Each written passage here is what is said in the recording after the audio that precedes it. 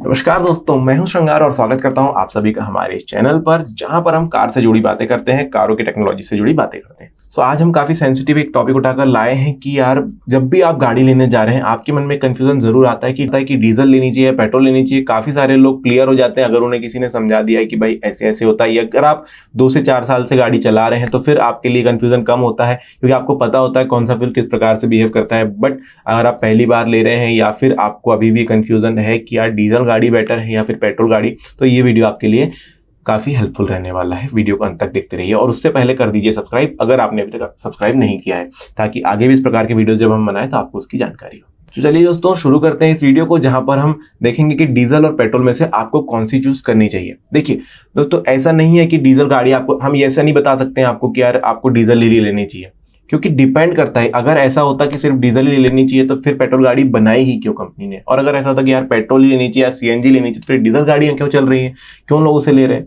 बिल्कुल। ये डिपेंड करता है दोस्तों हर पर्सन पर, आप किस तरीके से चलाना चाहते हैं गाड़ी को, आपकी नीड क्या है उस पर डिपेंड करता है। सबसे पहले तो आप देखिए कितना आप चलते हैं दोस्तों और किस पर्पज से आप ले रहे हैं। अगर आप टैक्सी पर्पज से ले रहे हैं सो आपको डीजल गाड़ी प्रेफर करनी होगी, क्योंकि अच्छा माइलेज आपको मिलेगा, आप लंबे समय तक चल रहे हैं। इसका भी कैलकुलेशन है, वो मैं आपको समझा दूंगा। अगर आप पर्सनल यूज के लिए ले रहे हैं और आपका रनिंग ही नहीं है ज़्यादा, आप डेली का 10-5 किलोमीटर चलते हैं या फिर आप महीने में 500-600 किलोमीटर चलते हैं, तो फिर यहाँ पर डीजल गाड़ी लेना आपके लिए एक नुकसान का सौदा होगा।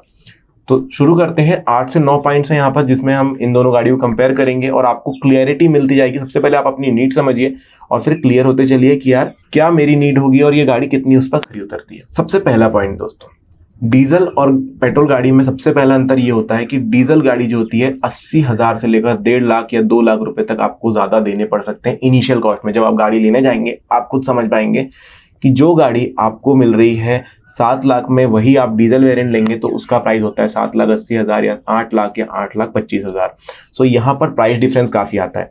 अब आप कहेंगे कि यार डीजल का रेट कम है, ऊपर से उसका माइलेज भी ज्यादा मिलता है, यहाँ पर आपको 20 मिलता है, वहां पर 23 मिलता है। आप डिफरेंस देखिए दोस्तों कि आपने मान के चलिए अभी 1.5 लाख रुपए ज्यादा दे दिए या 1 लाख रुपए आपने ज्यादा दे दिए गाड़ी के। अब आपका रन ही नहीं है उतना, आप गाड़ी यूज करते हैं ज्यादा से ज्यादा 500-600 किलोमीटर पर मंथ का। वहां पर आप मान के चलिए कि भाई आपने 500 रुपए दिन के बचा लिए, 500 रुपए आपने महीने के बचा लिए। मानिए कि आपने 500 रुपए महीने, तो आप साल भर में कितना 6,000 रुपए बचा पा रहे हैं ना। और ऐसे करके अगर आप 6,000 रुपए पर ईयर भी बचाएंगे तो आपको बहुत ज्यादा समय लग जाने वाला है, तब भी आपको वो पैसा रिकवर नहीं होगा। तो क्या आपने उस समय अच्छी सोच आजमाई थी कि यार मैं गाड़ी ले लूं डीजल और फिर मेरे को पेट्रोल जो फ्यूल है सस्ता मिलने वाला है। यहाँ पर चीज तो गड़बड़ हो गई। ये आपको नीड समझनी होगी कि यार मैं कितना चलाता हूँ, कितने लंबे टूर्स में कर सकता हूँ, क्योंकि आपको इनिशियली कॉस्ट ज्यादा देनी पड़ेगी डीजल की, आपकी जेब से ही वो पैसा जाने वाला है। एक बार जाएगा फटका नहीं पड़ेगा, लेकिन धीरे धीरे जाएगा। कई लोग ये सोचते हैं कि यार एक बार चला जाए, धीरे धीरे ना जाए। पेट्रोल धीरे धीरे करके लेगा, उतने ही पैसे लेगा, लेकिन हो सकता है भाई आप 5 से 6 साल बाद ये कंडीशन आ जाए कि आप गाड़ी बदलने वाले हैं। आप उस समय गाड़ी बदलेंगे तो फिर तो आपका पैसा तो चला ही गया था ना। हाँ, एक चीज होती है कि डीजल गाड़ियां जो है थोड़ी ज्यादा महंगी रीसेल वैल्यू होती है, क्योंकि आपने खरीदी भी तो महंगी थी यार। ये पॉइंट शायद आपको क्लियर हो गया होगा कि आपका पैसा रिकवर नहीं होगा अगर आपका रन नहीं है। अगर आप पर मंथ 1,000-1,500 किलोमीटर चलते हैं और 10,000, 12,000, 15,000 रुपए पर मंथ के आपके बचते हैं, तो फिर एक चीज हो सकती है कि हाँ, आपने डीजल गाड़ी लेकर फायदे का सौदा किया। दूसरा ये चीज होती है दोस्तों कि अगर आप डीजल गाड़ी लेते हैं आप इनिशियल कॉस्ट तो ज्यादा दे ही रहे हैं, ठीक है कि आप पेट्रोल सस्ता डला रहे हैं, लेकिन मेंटेनेंस कॉस्ट जो होता है as compared to petrol car थोड़ा महंगा होता है। अगर आप बहुत ज्यादा रन कर रहे हैं, इसका मतलब है कि आपको ज्यादा सर्विसिंग भी करानी होगी। 10,000 किलोमीटर, 20,000 किलोमीटर ऐसी सर्विसिंग आपको करानी होगी। जब आप सर्विसिंग पे जाएंगे तो आपको वहां पर भी तो कॉस्ट एक्स्ट्रा देनी होगी। लगभग डिफरेंस आ जाता है दोस्तों काफी सारा, मतलब पेट्रोल जितना दे रहा है लगभग उसका 30-40% एक्स्ट्रा आपको डीजल कार में भी देना पड़ेगा। तो ये डिफरेंसेस आएंगे, हर सर्विसिंग पर आएंगे। ऊपर से पार्ट्स भी काफी महंगे होते हैं, तो उस चीज में अगर कोई पार्ट खराब होता है तो आपको पेट्रोल में जितना पैसे लगने वाले थे उसकी अपेक्षा डीजल कार में ज्यादा पैसे लगेंगे। अब बात करते हैं दोस्तों मेन फीचर की, कि अगर आप कॉम्पैक्ट एसयूवी ले रहे हैं फिर आप सोचते हैं, या फिर आप एसयूवी गाड़ी ले रहे हैं फिर आप सोचते हैं कि यार पावर और टॉर्क किसमें अच्छा मिलेगा। तो बिल्कुल, पावर की बात करें तो पेट्रोल गाड़ियों का पावर थोड़ा ज्यादा होता है डीजल गाड़ियों की अपेक्षा। जैसे आप नेक्सॉन की ही बात कर लीजिए, तो नेक्सॉन में आपको, अगर आप पेट्रोल नेक्सॉन ले रहे हैं तो 120 PS का पावर मिल जाता है, यानी कि 118 bhp लगभग। वहीं आप बात करें अगर नेक्सॉन डीजल की, तो आपको 110 PS या 108 bhp में आप कन्वर्ट करना चाहें, 108 bhp का पावर आपको देगा।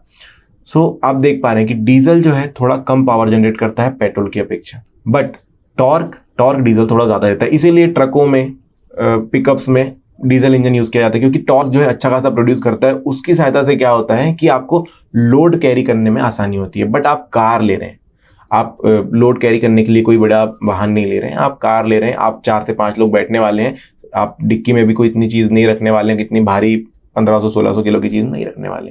सो ये चीज़ आपको सोचनी होगी कि यार टॉर्क जितना मुझे मिल रहा है क्या उतना ज़रूरी है। आपने हैरियर ले ली 350 न्यूटन मीटर का टॉर्क, लेकिन क्या ज़रूरी है?